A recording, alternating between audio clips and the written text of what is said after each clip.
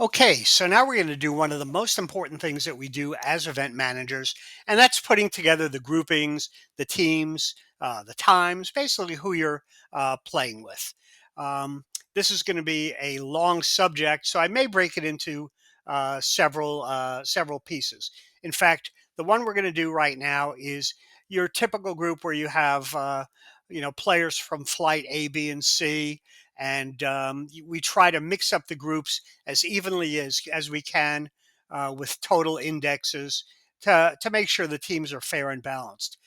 There is some interest in this year in some other formats where we might have the A flights and the B flights or C flights playing together, but we won't cover that one right now. So this is sort of our standard way that we put things together. So why don't we get started with it? We go into the Golf Genius. We return to the manager site. That will bring us to our dashboard.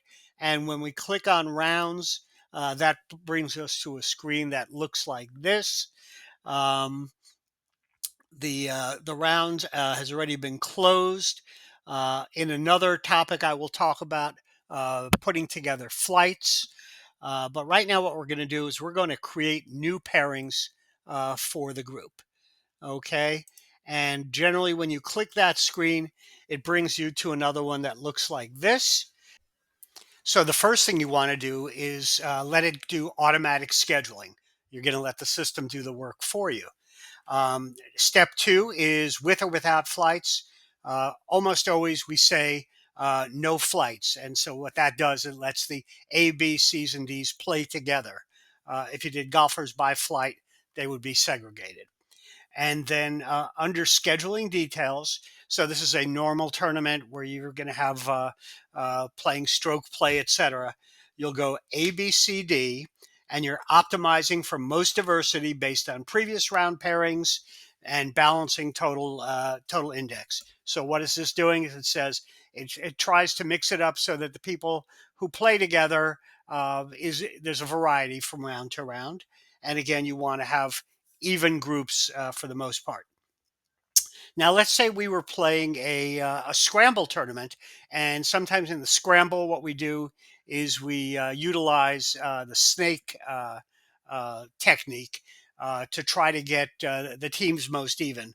So what we do here we'd click place A's from low to high and B's from high to low. So it's sort of like a snake. Say you were doing a draft and a fantasy football. That's the technique there. So moving on. We also wanted to show you a couple other things that may come up from time to time. One is keep together. So, say you have a situation where some people had requested playing together, and in fact, you do have that. So, basically, they asked that Ken Bonatus and Walt Richards and Mario would play together on that given round. Um, Say you wanted somebody else. Say you wanted Craig Bentley to play with Rocky Howe. So you click that, and we say keep together. Boom, and you see over here that's a second group that's playing together, and we may see that how that works out in that. Uh, you also can potentially could have some people who just don't want to play together or shouldn't play together that round, and you would click on spread apart and do the same thing with that. But anyway, once that's done, we say save it, and then we say continue, and it is working on putting together that grouping of players. Now, the first thing you need to do when you come to this screen is set course and tee. You're telling it where you're playing. So you click here, you say set course and tee.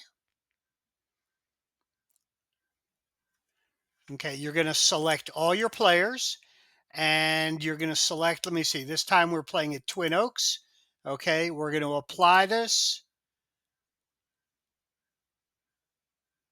And now you see basically it's Twin Oaks Golf Course just like that. So that's that first step.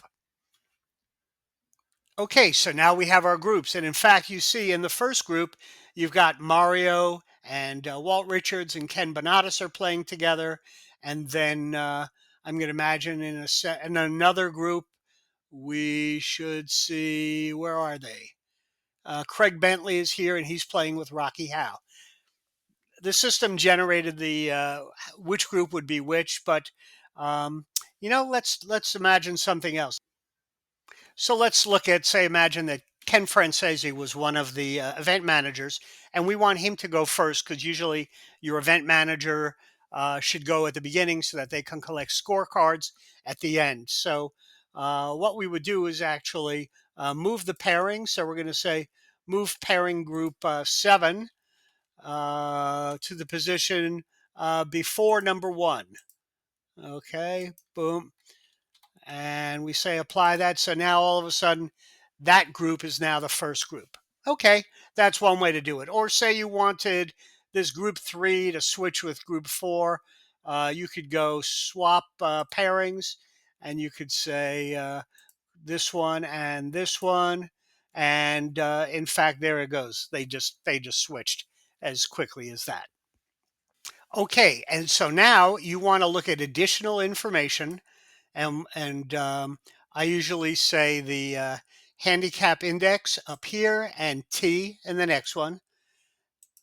And so this also shows you for each player what their handicap index is and what T boxes they're playing from. So that information is there. And for now, we are going to save these pairings.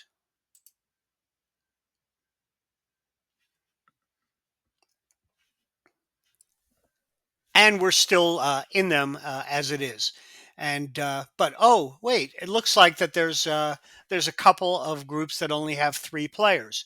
So we need to find a blind for each of those. So if I look at the other groups, say there's 1, 2, 3, 4, 5 groups that actually have a full complement of 4 pairings. So I want to get a feel for what is the average of those 4 groups. So I'll look at those 5 groups and I'll say, okay, we've got an 84, an 84, 78, 87, 80. Well, I'll save you the math. That averaged out to right about 83 was the average for those 5 groups. So I want to find somebody that is going to make it so that that is as close as possible to 83. So if I look at the players that are here that are playing, I see Campy has the highest index. So I'm going to put him with this group here for the blind. So I'm going to add a blind, um, and I'm going to select Larry Campitello, and I'm going to put him in that spot. And then I'm going to select the person who's closest, and that looks like it's, oh, let's say Murray. And so Murray's playing, and we're going to stick him in that spot. Okay, and that's it. So we've now put blinds in those spots, and we're going to save that pairing again. And again, it's still going to be the same. So now we've got the various groups of who's playing together. We've got an order of how they're playing, but we now need to set up what times they are and potentially on what hole they're going to start.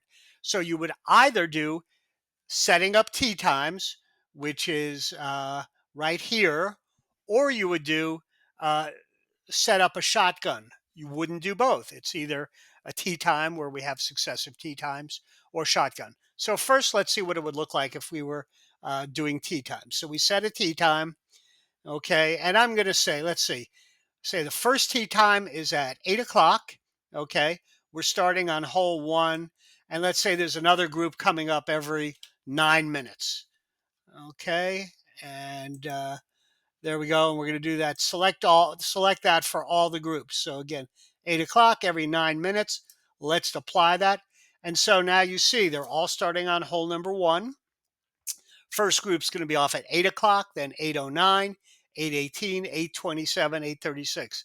Okay, that's pretty much how you would do that. Um, you could click on Save Pairings when you're finished with that, and you'll see that's how that is. And okay, and there you go. Now, let's say, uh-oh, you know what? It's not a tea time tournament. This is going to be a reverse shotgun. So we're going to set a shotgun here. Okay. And again, we're going to select all. Okay. And we're going to tell it it's a reverse shotgun. Reverse shotgun for us is usually we'll have a group setting starting on hole number one, then, 18, 17, 16, etc. So let's tell it, we're going to tell it it's a reverse shotgun. Okay. We're saying we're starting at 8 o'clock. Okay. And we're saying we're starting on hole number one, which is usually what we do. And then, um, and you see here, then it goes 1, 18, 17, 16, 15. Okay. Um, if it was, say, a Twin Oaks where we started on a different hole, maybe we start on hole 14. So we would put in 14 in here like this. But now you see it's gone 14, 15, 16, 17. Really, it should go backwards. So we'll click reversed shotgun again. And now it goes as we'd expect 14, 13, 12, 11, 10. But let's go back to hole number one as we would usually do it. Okay, and again, it's a reverse shotgun. Okay. Now, here we see, there's basically one group starting. So we've got a total of 7 groups, right? Generally, you're going to have 2 groups on every par four and par five, and only one group on a par three. So on hole one is a par four. So we're going to say 2 groups are starting here. On hole 18 is a par five. Again, 2 groups are starting here. Um, Only one group on 17, 2 groups on 16, uh, 2 groups on 15. So how many is that? 2, 4, 5, 7. So that actually that's all you would have. So then you go to 0, 0, 0. Okay, 2, 4, 5, and 2 is 7. Okay, and it looks like this is how it should look. So we're going to click apply now. Okay, and let's see what this looks like. Save these pairings.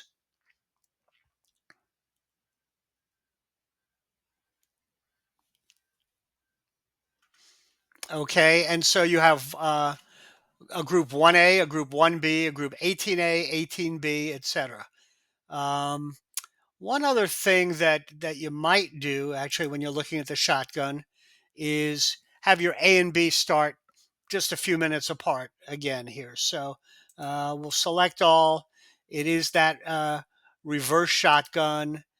Okay, and we'll do what we did here again. 2, 2, 1, 2, 0, 0, 0.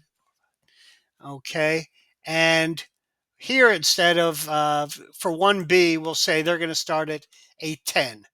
Okay, 18A is at 8 o'clock, 18B 8:10, 17 is 8 o'clock, 16A is 8, and then this one here is 8:10. Okay, again, we'll save our pairings.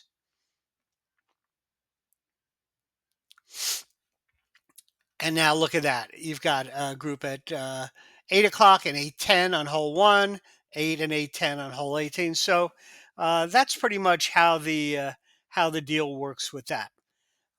And that's how you set up the groups and the teams.